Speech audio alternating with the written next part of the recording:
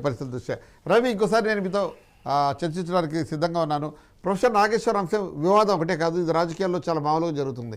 ఇప్పుడు ఇంద్రనీల్ గారు చెప్పినట్లు అనేక ఆరోపణలు వైసీపీ అధికారంలో ఉన్న రోజుల్లో ప్రతిపక్షంలో ఉన్న జనసేన కానీ టీడీపీ కానీ చేసి దానిపై కక్ష సాధింపు అనేది వైసీపీ నుంచి మనకు కనపడలేదు.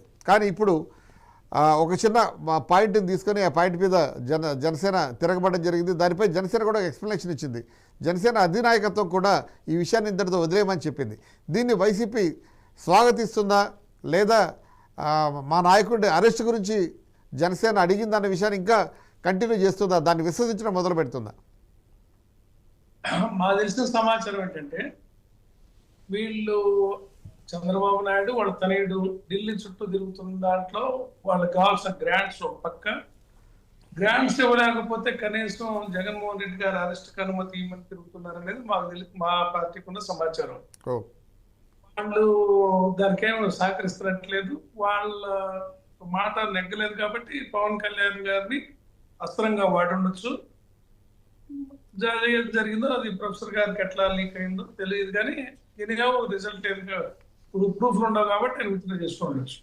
ఇక్కడ వీళ్ళ యాటిట్యూడ్ ఎట్టుందంటే కూటమి నాయకుంది చేయలేనప్పుడు బుకాయింపు ఎక్కువ ఉంటుంది. వాళ్ళు ఇందాక సిపిఐ సోదరుడు చెప్పారు ఈశ్వరి గారు, పవన్ కళ్యాణ్ వాడిన భాష ఏ రోజు జగన్మోహన్ రెడ్డి గారు వాళ్ళ, లోకేష్ వాడిన భాష ఏ రోజు జగన్మోహన్ రెడ్డి గారు వాళ్ళ. కొడకల్లారా అని మాట్లాడాడు, చెప్పుతో కొడతాను కొడకల్లారా అన్నాడు, భూస్థాపితం చేస్తారంటారు, రకరకాల భాషలు మాట్లాడారు. వాళ్ళే మాట్లాడి మళ్ళీ వాళ్ళే మమ్మల్ని తిడుతున్నారని ప్రచారం చేస్తారు. ఇది మీడియా సహకారం వాళ్ళకి కష్టం ఎక్కువ ఉన్నందువల్ల వాళ్ళు మా మీద దుష్ప్రచారం చేసి అధికారంలోకి వచ్చారు. వచ్చాక సూపర్ 6 అనేవి పూర్తిగా ఫెయిల్ అయినాయి.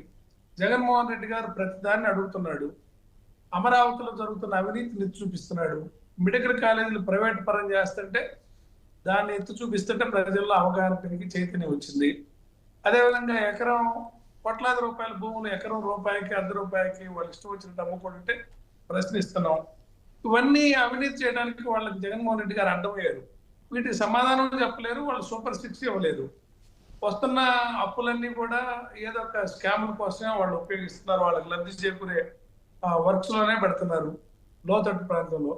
ఇవన్నీ ప్రజల్లో ఎక్కడ చైతన్యపరుస్తున్నారని జగన్మోహన్ రెడ్డి గారు ఫ్రస్ట్రేషన్ తోటి మా పార్టీ క్యాడర్ మీద ఇప్పుడు థర్డ్ పార్టీ వాయిస్ వాళ్ళు ఏంటి, ప్రొఫెసర్ నాగేశ్వర గారు విశ్లేషకుడు ఆయన, అది థర్డ్ పార్టీ వాయిస్.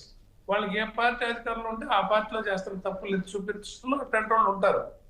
వాళ్ళ వాయిస్ కూడా ప్రజల పక్షాన మాట్లాడుకునేసరికి ఈ వాళ్ళు ఓర్చుకోలేక దక్కని కేసులని భయపెడితే అసలు ప్రజాస్వామ్యంలో కేసులకు భయపడేది ఎవరు? ఆలోచనలు వాళ్ళు చేయలేక ఆడలేక ఓడడం మధ్యలో వాళ్ళు చేయలేక బుకాయింపుకు దిగటం బెదిరించడం అనేది ఆఖరి కమ్యూనిస్ట్ పార్టీ భావజాలం ఉన్న వాళ్ళని కూడా బెదిరించాలనుకోవటం, అది వాళ్ళ విపరీత బుద్ధి అని మనం అర్థం చేసుకోవాలి. రవి, ఇక్కడ ఒక విషయాన్ని మనం గమనించాలి. ఎందుకంటే ఇప్పుడు జనసేన అధినేత పవన్ కళ్యాణ్ కంటే కూడా చంద్రబాబుకి చాలా పెద్ద స్టేచర్ ఉంది. దాదాపుగా సుదీర్ఘమైన రాజకీయ అనుభవం, దాదాపు 48 సంవత్సరాల నుంచి ఆయన 1978 నుంచి నాకు తెలిసి ఆయన రాజకీయాల్లో ఉన్నారు. 48 ఇయర్స్ ఇండస్ట్రీ ఆయన. ఇంత అనుభవం పెట్టుకొని ఇప్పుడు కేంద్రంలో బీజేపీ ప్రభుత్వం మనుగడ సాగించడానికి ఒక కీలకమైన పిల్లర్గా ఉన్న చంద్రబాబు నాయుడు ఈ చిన్న విషయాన్ని ఆయన అడిగి మాట్లాడి సాధించుకోగలడు. ఒకవేళ ఇది జరిగి ఉంటే, ఇది ప్రాబబిలిటీగా అనుకుందాం, ఒకవేళ ఇది జరిగి ఉంటే ఈ అడిగే కార్యక్రమం జనసేన ఎందుకు చేసింది, చంద్రబాబు ఎందుకు చేయలేదు? అంటే చంద్రబాబు నాయుడు గారికి అంత పలుకుబడి ఉందని మనం అనుకోలేము. ఒకవేళ పెడితే ఈయన మద్దతుతోటి ఆ పార్టీ ఉన్నా ఇప్పుడు ఆయన సడన్ గా వాళ్ళకి ఉపసంహరించుకుని చేయగలిగింది కూడా ఏమి లేదు. ఈ పార్టీ ఉండదు, వాళ్ళకి మొత్తం ఉపసంహరించుకుంటే ఈ పార్టీలో ఎంపీలే అడ్డుపోయే పరిస్థితి కూడా ఉంటుంది. మంచిగా చెప్పి చూడాలనే ప్రయత్నం వాళ్ళు చేస్తున్నారు. వాళ్ళకి ఆడ లేదు కాబట్టి పవన్ కళ్యాణ్ గారి చేత అస్త్రంగా వాడుతున్నారని మేము అనుకుంటున్నాం. అయినప్పటికీ వాళ్ళకి వ్యక్తిగత ఎజెండాలను వాళ్ళు ప్రోత్సహించట్లేదు. ఇక్కడ అసలు వీళ్ళ కడుపు మంటల్లో మా నాయకుడు ప్రతి తప్పుని ఎత్తి చూపిస్తుంటాం, ప్రజల్లోకి వెళ్ళటం. ఈ థర్డ్ పార్టీ వాయిస్లు కూడా నిజాన్ని నిగ్గుదేల్చడంతో ఓర్చుకోలేక ఈ తతంగం నడుస్తూ ఉంది. చంద్రబాబు నాయుడు పర్సనాలిటీ ఎవరు కాదనరు, ఆయన 6 అడుగుల పైన ఉంటాడు, 45 ఏళ్ల నుంచి రాజకీయాల్లో ఉన్నది నిజమే. ఆయన స్టేచర్ కూడా పెద్దదే. అది విషయం కాదు, కానీ ఆయనకి అంత బీజేపీ ప్రభుత్వం అంత క్రెడిబిలిటీ ఉందని లేదని అందరికీ తెలుసు కదా. లాస్ట్ టైం గవర్నమెంట్ లో ఆయనే మద్దతు ఇచ్చాడు, మళ్ళీ ఆయనే బూతులు ఇచ్చాడు. వాళ్ళని చండాలను వ్యక్తిగతంగా దోషులకు కూడా ప్రధానమంత్రి స్థాయి చూడకుండా వ్యక్తిగత దోషులకు ఆయన బాలకృష్ణ చాలా చండాలంగా మాట్లాడారు. అయినా మళ్ళీ ఎలక్షన్ నాటికి వాటేసుకోగలిగారు.